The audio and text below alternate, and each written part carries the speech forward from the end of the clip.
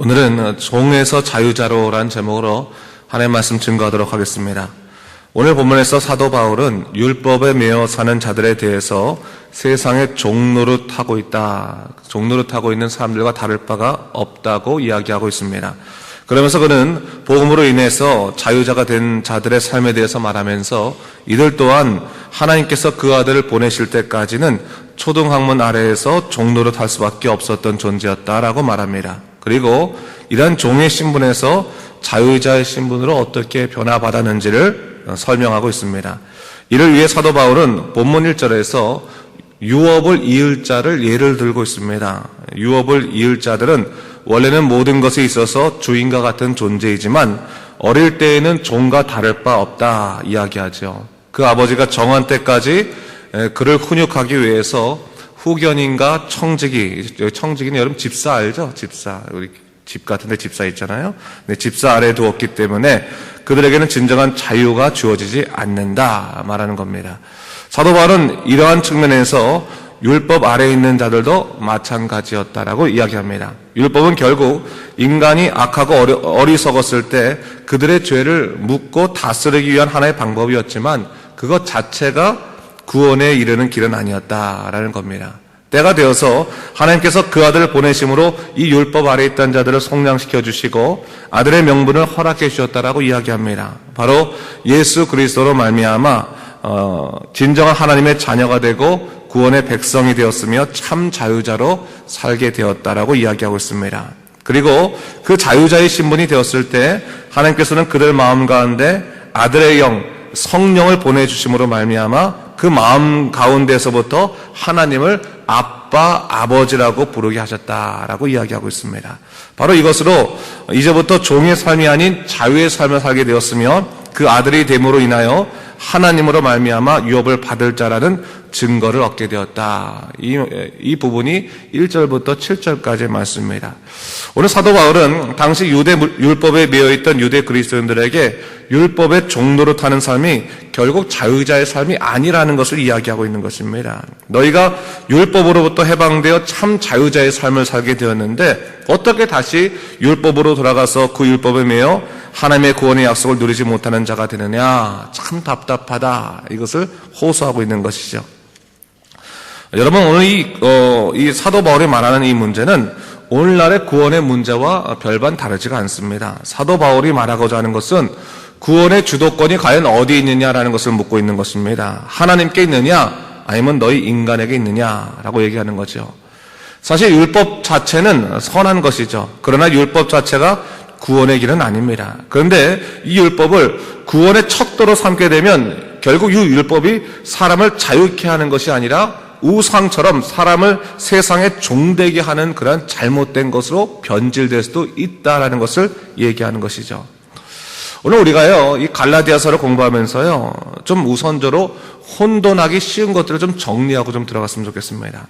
여러분, 갈라디아 교인들이 지금 가지고 있는 구원의 문제는 유대인의 문화적 상황을 좀 우리가 이해하고 들어가야 되는 것입니다. 오늘 우리가 이 본문을 읽을 때 마치 믿음과 행위라고 하는 이 두 가지 차원에서 이해하는 것 같은데 그게 아니라 율법과 복음이라는 차원에서 이야기하고 있는 것입니다. 다시 말해서 이미 하나님을 안다고 생각하고 그 하나님에게 인정받는 구원의 척도로 율법을 제시하는 자들에 대해서 사도 바울이 구원에 관한 진정한 가르침을 지금 주고 있는 것입니다.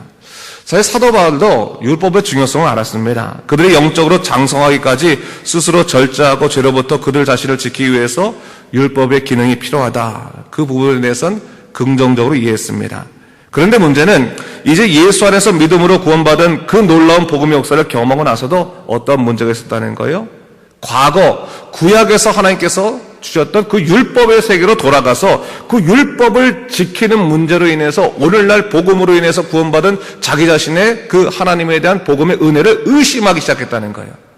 예수 그리스도로 인해서 자유함을 얻었음에도 불구하고 다시 옛생활로 들어가서 야, 내가 율법의 이거를 지금 지키지 못하면 구원에서부터 떨어지지 않을까, 제외되지 않을까, 그것을 염려하면서 다시 옛생활로 돌아가게 됐다고 하는 것을 얘기하는 것이죠.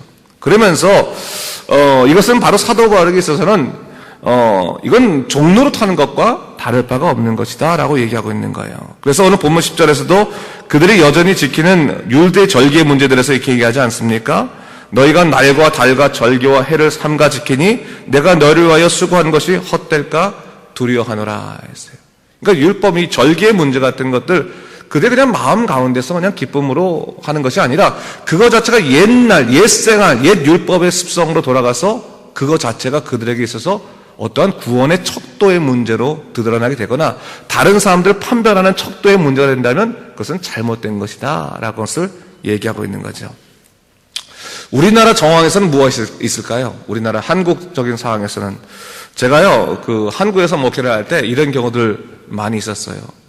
어떻게 보면 옛날에 이런 샤머니즘 같은 경우 또 무속신앙 이런 것에서 있다가 예수님을 믿게 된 사람들은 항상 신앙생활하다가 무슨 어려움을 끼치면 그런 말을 합니다. 삼신 할머니가 노래해서 우리 며느리가 지금 문제가 생긴 것 같다고, 조상신이 노래해서 문제가 생긴 것 같다고 하면서 내가 예수를 믿어야 할지 안 믿어야 할지 모르겠다고. 옛날에 내가 우리 집에 저 가운데에다 부적을 하나 딱 붙여놨는데 부적을 띄는 순간부터 애들이 아프고 어렵고 그래서 목사님 내가 예수님을 열심히 믿을 텐데 그 부적을 그래도 딱 붙여놓는 게 내 마음에 안정될 것 같은데 그러면 안 되겠습니까?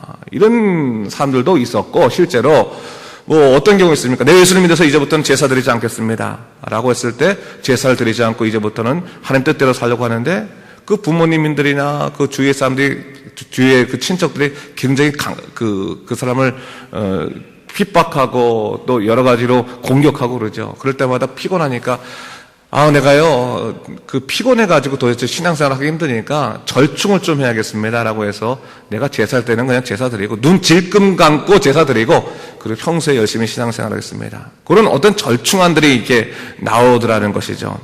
근데 여러분, 그런 경우들이 다 어떻게 보면 이 비슷한 경우예요. 이 유대인들에게 율법의 문제가 그런 비슷한 문제입니다. 예수로 인해서 새로운 자유자가 되었음에도 불구하고, 아직까지 옛 생활의 그 습성들이나 옛 종교들의 그런 잔재들이 남아서 자꾸 과거로 돌아가려고 하는 마음들, 그런 경우들이 있다고 하는 거예요. 그래서 옛 생활의 이 습관들이 참 무섭다고 하는 것이죠. 참 무섭다고 하는 것이죠. 자, 오늘 다시 한번 본문을 좀 정리하면 좋겠습니다. 여러분, 구원의 주권은 어디에 있습니까? 오직 하나님의 하나님께서 약속하신 예수 그리스도에 있다라는 것을 잊지 말아야 됩니다. 주님이 오셔서 우리 죄를 대속하시고 우리 안에 성령을 허락하시어 하나님을 향하여 이제는 아빠, 아버지라고 부르게 하셨다. 그 믿음의 역사가 있기 때문에 오직 예수님만을 붙잡고 살아가야 된다라는 것을 얘기하고 있는 것이고 옛 생활로 돌아갈 이유가 없다라고 선포하고 있습니다. 오늘 우리가 예수 안에서 복음의 은혜를 누린 자들에게 해당되는 교훈이 뭘까요?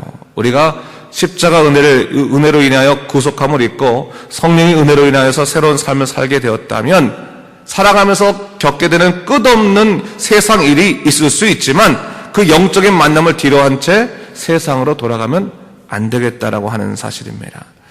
여러분, 우리가 그것을 잊지 말아야 되는 거예요. 우리 9절 말씀 한번 같이 읽을까요? 9절 말씀 같이 한번 읽겠습니다. 시작. 이제는 너희가 하나님을 알 뿐 아니라 더욱이 하나님이 아신 바 되었거늘 어찌하여 다시 약하고 천박한 초등학문으로 돌아가서 다시 그들에게 종노릇하려 하느냐. 여기서 초등학문이라고 하는 것은 율법을 얘기하는 거겠지만 또한 율법이나 또 세상적인 어떤 예수님만이 전부가 아니라고 생각하게 하는 수많은 그런 옛생활의 그런 것들이라고 말할 수 있겠지만 오늘날 우리에게도 찾아봐야 되는 거예요. 내게는 초등학문이 뭔가? 하나님을 내가 만났어요. 하나님이 아신 바가 되었습니다. 구원의 백성이 되었습니다. 믿음 안에서 살게 되었습니다. 그러나 우리로 하여금 하나님만으로 살지 못하게 하는 옛생활이 뭐가 있는가? 옛습관이 뭐가 있는가? 라고 하는 거죠. 오늘 여러분, 우리가 예수님 믿고 또 성령의 은혜가 충만할 때는 하나님, 내가 세상 속에서 어떤 어려운 일이 있더라도 내가 두려워하지 않겠습니다. 오직 주님만 믿고 주님만 의지하고 앞으로 나가겠습니다 라고 결단하지만 막상 우리가 경제의 문제나 또한 질병의 문제에 딱 시달리고 나면 어떻게 됩니까? 하나님만으로 다 되는 것이 아닐 수도 있겠구나라고 하는 의심이 들어가지 않습니까? 두려움이 들어가지 않습니까? 그 의심이나 두려움에 들게 하는 그 모든 것들이 다 뭐와 같은 거예요? 초등학문과 같다는 거예요. 그러니까 우리도 하여금 전적으로 하나님만 바라보고 주님만 의지하고 나아가지 못하게 하는 수많은 것들이 있을 수 있어요. 내 자존심이 있을 수도 있고요. 혹은 내 감정이 있을 수도 있고요. 또한 내 생각이 있을 수도 있고요. 내 의지가 있을 수도 있고, 수많은 아직까지도 하나님의 사람 되지 못하게 하는 나를 붙잡고 있는 초등학문과 같은 것들이 무엇인가를 우리가 곰곰이 생각할 수 있어야 된다는 것입니다. 그런데 오늘 사도 바울이 뭘 주장하고 있는 거예요? 너희가 이미 하나님이 아심받은 사람이고 너희가 하나님을 알게 되었다라고 하는 거예요. 여기서 알다라고 하는 표현은 단순하게 지식적으로 아는 것을 말한 게 아니라 하나님과 이제 너희가 만남을 갖게 되어서 만나서 영적인 친밀감을 누리고 그분을 너희가 육으로 아는 것이 아니라 영으로 알게 되었거늘 어떻게 해서 너희가 다시금 옛날의 초등학문, 천박하고 약한 초등학문으로 들어가서 세상의 종로로서 하려고 하느냐? 그것은 아니다라고 하는 거예요. 여러분, 우리가 믿음의 사람이 되었다면 주님의 약속을 믿고 십자가의 은혜로 너끈하게 걸어갈 수 있어야 되는 것이죠. 물론 두려울 때도 있을 수 있지만, 보세요 여러분, 베드로가 예수님을 바다 위로 건너오시는 예수님을 보고 나서 너무 기뻐서 주님 내가 가겠습니다. 걸어갈 때 그가 몇 발짝도 걷지 못해서 물에 빠졌다라고 성경이 기록하고 있는데, 그가 왜 물에 빠졌다고 얘기하고 있습니까? 성경에 보면 높은 파도를 보고 마음이 두려워서 물에 빠졌다고 얘기하고 있어요. 주님만 바라보지 아니하고 그에게서도 두려움을 주는 그 요소를 바라보니까 넘어지고 쓰러지고 낭망하는 것입니다. 여러분, 우리가 믿음 생활할 때 시험에 들 때가 있습니다. 여러분, 시험이 왜 듭니까? 예수님만 바라보는데 시험에 듭니까? 시험에 드는 이유는 우리 마음을 공격하는 수많은 세상 것들이 있기 때문에 그렇습니다. 여러분, 살아가면서 세상적인 어떤 시험거리가 없다고 생각하고 내가 이 세상을 살아가려고 한다면 그것은 여러분, 우리가 살아간다라고 하는 것을 인정하지 않은 것과 똑같은 거예요. 우리가 육신으로 살아가는 동안에는 끝없는 시험이 있을 수밖에 없고 끝없는 낭망의 일이 있을 수밖에 없습니다. 그것을 인정하고 들어가야 되는 거예요. 그러나 그 시험거리 때문에 다시금 세상의 초등학문으로 돌아가는, 세상으로 돌아가는 어리석은 일이 있어서는 안 된다는 거예요. 왜? 우리는 이미 하나님의 아심바 되었고 우리 또한 하나님을 알기 때문에 하나님의 은혜를 붙잡고 살아가야 되는 것이지 다시 세상으로 돌아가는 것은 잘못된 것이다라는 것을 얘기하고 있는 것이죠. 어렵고 힘들 때, 마음이 고통스럽고 또 여러 가지로 혼란스러울 때 누구를 바라봐야 됩니까?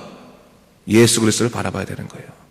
예수 그리스도를 바라보고 그분의 약속, 보혈의 피값으로 인해서 우리를 대속하신 그 예수님의 사랑이 있는데 세상으로 돌아갈 이유가 전혀 없게 되는 것입니다. 오늘 갈라디아서의 그 유대 율법주의자들이 갖고 있는 그 공격들, 너 율법 안 지키면 그것으로 구원받지 못한다라고 말하는 그들의 말에 속아 넘어가는 그런 갈라디아 교인들이 왜 있었겠다는 하는 거예요? 아직도 그들의 마음에 자유하지 못했다는 거예요. 옛 생활에 얽매여 있는 삶이 있었다는 거죠. 그렇다면 오늘날로 우리도 마찬가지예요. 세상에 공격이 있을 수 있고 여러 가지 어려움이 있을 수 있을 때 우리가 넘어지고 낭망하는, 혼란스러워지는 그 이유가 뭡니까? 아직까지도 온전하게 자유하지 못한 마음들이 우리 안에 있기 때문이 아니겠습니까? 여러분, 자유는 우리가 결심한다고 생기는 것이 아니죠. 오늘도 성경에서 뭘 얘기하고 있습니까? 아들의 영을 주심으로 인해서 아빠, 아버지라고 부르게 하셨다는 거예요. 그 전까지 이 유대인들에게는 하나님은 아버지가 아니었어요. 아빠라는 말은 전 세계에 똑같잖아요. 그렇죠? 누가 아빠라고 부를 수 있습니까? 진짜 그분을 나의 아빠라고, 아버지라고 인식해야지만 아빠라고 부를 수 있는 거지 입에서 그런 말 나오지 않잖아요. 아무리 누가 나 이제부터 당신의 양아버지 되겠다 그래서 그 아들이 우리한테 아빠라고 부릅니까? 오히려 불편하면 아버님 이렇게 부르지? 아빠라고 부를 수 있을 정도의 그 친밀감과 영적인 유대가 있기 위해서 누가 있어야 된다는 거예요? 하나님의 영, 아들의 영이 우리에게 임해야지만 가능한 것이다. 성령께서 우리에게 임재하셔서 우리를 온전히 붙잡아 주셔야지만 이 일이 가능한 일이다라는 것을 성경이 얘기하고 있는 것입니다. 그 때문에 우리가 오늘 절대적으로 하나님께 기도하는 것이 잊지 말아야 됩니다. 성령님, 우리 마음에 붙잡아 주셔서 우리를 하여금 세상의 어떠한 어려움 가운데서도 옛생활로 들어가지 아니하고 오직 예수님 안에서 온전히 살아가도록 우리를 견고케 하여 주시옵소서. 이런 구원의 역사라고 하는 것은 제가 매번 얘기하지만 단순히 우리가 죽어서 하늘나라님 나라 천국 간다고 하는 것만 의미하는 게 아니에요. 구원은 바로 오늘 내 삶이 죽음이 아니라 하나님의 영생의 방향으로 바뀌어졌다는 것을 의미하는 거기 때문에 그 죽음의 문제가 해결된 사람들에게 오늘의 삶은 달라질 수밖에 없는 것입니다.